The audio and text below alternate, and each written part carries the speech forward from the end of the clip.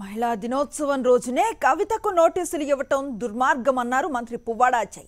ఇవాళ నోటీసులు ఇచ్చి రేపు విచారణకు రమ్మనటం ఏంటని ప్రశ్నించారు. రాజకీయ కక్షతోనే కవితకు నోటీసులు ఇచ్చారంటున్న మంత్రి పువ్వాడ అజయ్తో మా ప్రతినిధి Mahender face to face. ED నోటీసులు ఇవ్వడంపై బీఆర్ఎస్ పార్టీ నేతలు తీవ్ర స్థాయిలో ఆగ్రహం వ్యక్తం చేస్తున్న పరిస్థితి కనిపిస్తుంది. కావాలనే కేంద్ర ప్రభుత్వం బీఆర్ఎస్ పార్టీపై కక్షపూరిత ధోరణితో వ్యవహరిస్తుందని చెప్తున్నారు. ప్రస్తుతం దీనిపై మాట్లాడడానికి మనతో మంత్రి అజయ్ కుమార్ గారు మనకు అందుబాటులో ఉన్నారు. వారిని అడిగి తెలుసుకునే ప్రయత్నం చేద్దాం. సార్ చెప్పండి, కేంద్ర ప్రభుత్వం ఈ కక్షపూరిత ధోరణి ఏ విధంగా చూడవచ్చు? కవితకి ఈడీ నోట్ డెఫినెట్గా ఇది కక్షపూరితం. అందున ఏంటంటే మహిళా దినోత్సవం రోజున ఇవాళ అంతర్జాతీయ మహిళా దినోత్సవం, ఇవాళ మహిళలకు శోభ కలిగించకూడదు.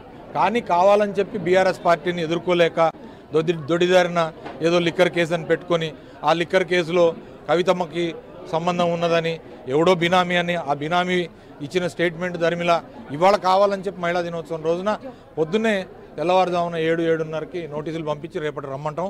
ఆమె 10వ తారీఖు నాడు ఢిల్లీలో మహిళలకు 33% రిజర్వేషన్ చట్టసభల్లో కల్పించాలని చెప్పి దీక్ష చేయడానికి పూనుకున్న రోజున ఒకరోజు ముందు మీరు మరి ఈడీ నోటీసులు ఇచ్చి కేసీఆర్ గారి ఆత్మస్థైర్యాన్ని దెబ్బతీయాలని ఏదో ప్రయత్నం చేస్తూ ఉన్నారు. అది జరిగే పని కాదు. కవితమ్మ కూడా కేసీఆర్ బిడ్డ, పులిబిడ్డ, తప్పకుండా ధైర్యంగా ఈ పరిస్థితులను ఎదుర్కొంటుంది. మేమందరం కూడా వెనకాల ఉన్నాం. అంటే తాజాగా తెలంగాణలో జరుగుతున్న రాజకీయ పరిణామాలను బట్టి చూస్తే ఏ విధంగా చూడవచ్చు? ఐటీ కానీ ఈడీ కానీ మిగతా ఇదంతా కక్షపూరితమైన కార్యక్రమం. కేవలం కేంద్రంలో ఉన్న ఏజెన్సీలను అడ్డం పెట్టుకొని మరి ప్రతిపక్ష పార్టీలను, విపక్ష పార్టీలని ఇబ్బంది పెడుతున్నారని మొన్ననే ప్రతిపక్ష పార్టీకి సంబంధించిన ముఖ్యమంత్రులు అలాగే ప్రధానమైన నేతలందరూ కలిసి ప్రధానమంత్రికి లేఖ రాశారు.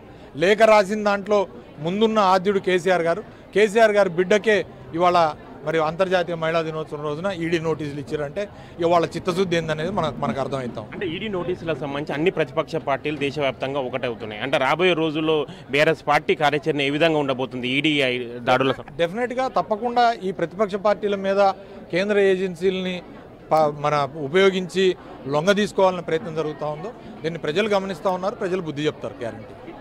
మంత్రి పువ్వాడ అజయ్ కుమార్ చెప్తున్నారు, కావాలనే కేంద్ర ప్రభుత్వం కక్షపూరిత ధోరణితో వ్యవహరిస్తుంది. ఈ కవితకు ఈడీ నోటీసులు ఇవ్వడం కూడా దీనిలో భాగమని కూడా మంత్రి అజయ్ కుమార్ తీవ్ర స్థాయిలో ఆగ్రహం వ్యక్తం చేస్తున్న పరిస్థితి.